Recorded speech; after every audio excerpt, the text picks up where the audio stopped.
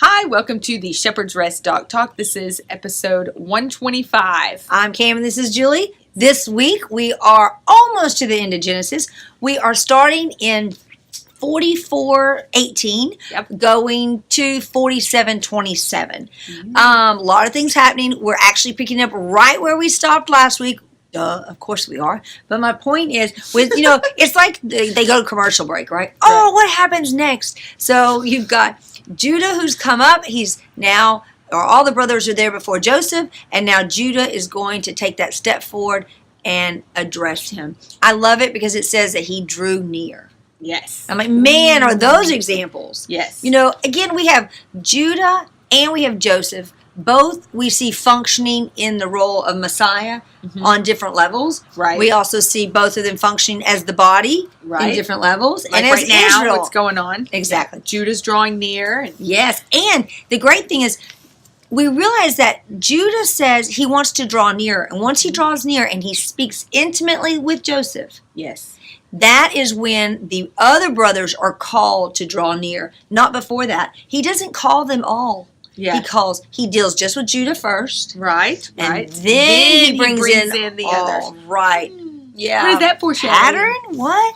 So we look at this week and we see again that Judah's drawing near. Well, in 46:28, we also have where now Jacob, the father, is sending Judah ahead of everyone to prepare the place, basically. Yeah, he's going to find out exactly where Goshen is. Right. So there's a type of Messiah being sent ahead of the rest of the body to take care of where they're going to settle. And well, look at what Judah is right now. Back in the land, going ahead. Yes. 1948, even before then, they're going ahead, starting to settle that land. Yeah. And getting it Preparing ready because the when Messiah comes, he's going to gather. And isn't that the foreshadow? What happens on earth is happening in the heavenlies. Yes. So while they're preparing the house here, so is Messiah for his bride. And for, preparing for eternity, which will be his full kingdom. Right. In verse 26 of chapter 44, it says, "But he said, we are not able to go down if your youngest brother is with us. Then we shall go down, and we are not able to see the man's face unless our youngest brother is with us." So we have where Joseph, type of Messiah, is already dealt with Judah, right? Right. The 10 brothers came. He already dealt with them. There's that staple of the family, okay, the core. Right. But now for them to return to be completely redeemed, to be completely provided for, they can only do so with Benjamin. Okay. The last son, the young son, that last generation. Yeah. In order for there to be the complete bringing together, that last son, the last generation must be there. Because that is who he is fully entangled, if you want to use that word, incorporated with, together. Yes. So we see how important it is. Benjamin has to be with them. And all the others understood that. Because they weren't going to be able to see his face unless Benjamin was with them. Yeah. Well, isn't that right?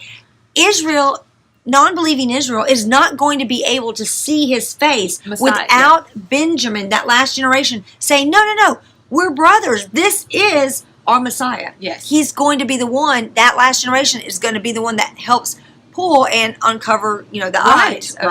Right. So as we're seeing all these examples of foreshadows of Messiah, right? Mm-hmm.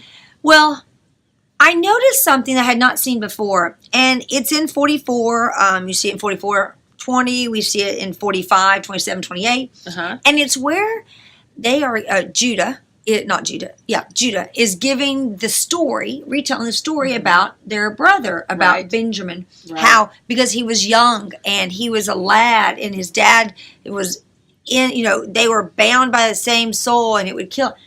I started thinking, this is weird the way that it's addressed by the brothers, like I said earlier, was, dad is he's bound up with him in his soul, and he'll die. Everything's like Benjamin is a little boy. Yeah. And like Joseph just died. He's still mourning. Remember it said that he would not be comforted. Jacob wouldn't be comforted. Okay. So there's this time gap kind of in the story. It's not really, but when they're telling the story, it seems like nothing's happened. In other words, when that event happened, time stopped. Right. And it made me think of in Isaiah where Messiah says, there's like that gap in the discussion. It's Isaiah. Isaiah 61, where he talked. Are you talking about when Yeshua was in the synagogue? Yes. And he stood up to read, right? and then he stops because he doesn't talk about the judgment part. Right. So I kind of see that the same idea. There's this understood gap in the Hebraic mindset. So when Joseph gets sold, okay, that time stops for Jacob. Right. I was going to say, a lot of psychologists will say that when someone goes through a traumatic experience, they never mature past that point. Oh, that's true. And think about that in our spiritual life. Mm-hmm. A lot of people will say they'll hit a certain point and they can't go beyond that until they deal with that point. Yes. Some people who get away from the Lord, they have to come full circle. The Lord will bring them right back to that point. Yeah, that's that precept on precept idea. Yes, and they can't go past that. Yeah. And so I would imagine with Jacob, it was the same way. He had that traumatic experience and spiritually could not get past it. And it was just you can just go down that dark, victimized mentality. Yeah. And in doing that, it sets up this pattern again of Israel. Jacob kind of froze. And he had Benjamin as the young man, which obviously we see what's happening with Judah. We see what's happening in the meantime. But remember, and they don't talk kids. Right. And they don't talk about Jacob. They're just talking about the sons. Right. So Jacob kind of freezes. Yeah. Until we get right here. Jacob is now with the Israel part, right? And it's right before that. It's in 45:26, and they told him, saying, Joseph is still alive, and he is governor over all the land of Egypt. And Jacob's heart ceased, for he did not believe them. Then you go down. But when they spoke to him all the words which Joseph had spoken to them, and when he saw the wagons which Joseph had sent to transport him, the spirit of Jacob, their father, revived. And then look at 28. And Israel said. Yeah. So there's he's revived. It's on hold, right? Yep. All these things happen. He's back. Started again. Right. And I just see that. So, it doesn't mean that nothing else is happening. Again, we've got the sun still going through theirs with all these patterns. But there's something about Jacob, this whole part right here, that first. Mm-hmm. And remember this, Jacob is the end of the patriarchs. Yes. Oh, and I have something to say about that. Okay, so when he saw the wagons, it reminds me in Isaiah of the prophecy of the nations will bring your people. The nations will bring, right? Yes. And then they'll know. That's what the Lord says. He says, and then you'll know that I am, or whatever, however it goes. It's the proof. Right? And you see here that's the proof. When he sees all the wagons, and then it says in 23, and he sent to his father 10 donkeys loaded with the best of Egypt, and 10 female donkeys loaded with grain and bread and food for its father for the journey. And I thought, 10, that has to be significant. You're going to talk about that? About the 10? Yeah, I don't know what the 10 means, but it made me think of Ruth.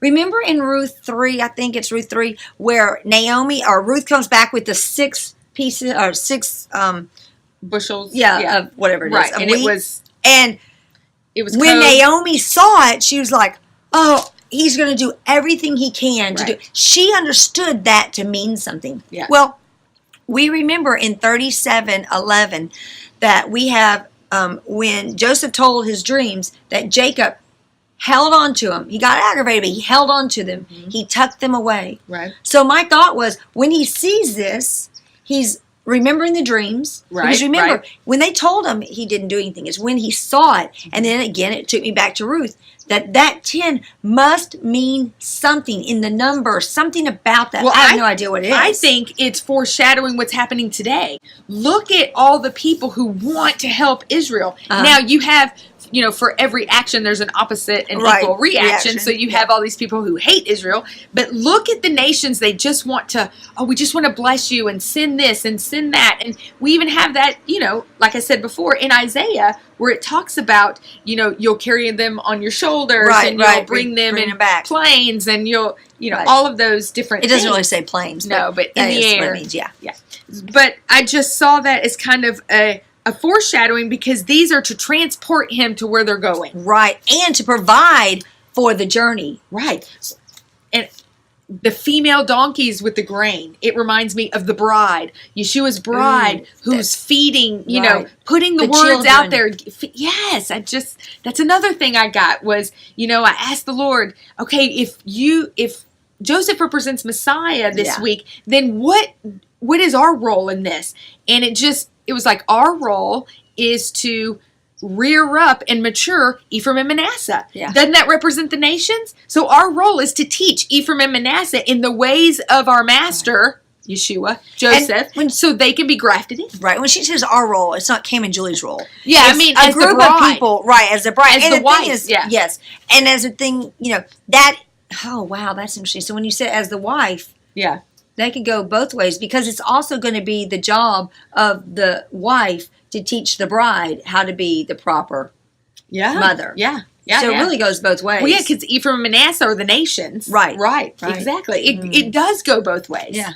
That's what I love. You can't just go, well, just Joseph is a type of Christ. No, because it's Judah and Jacob. And then they also have, just Jacob represents Israel. No. There's so many levels. Yes, Israel and Judah Israel and Joseph Israel. They all have those. That's so great. All these levels and all these facets. They're just, this is why we can study so much. That's why you go through it every year. Every year you get a new aha moment. Yes. Where you see it a little bit crisper and clearer and from a different angle. Yeah.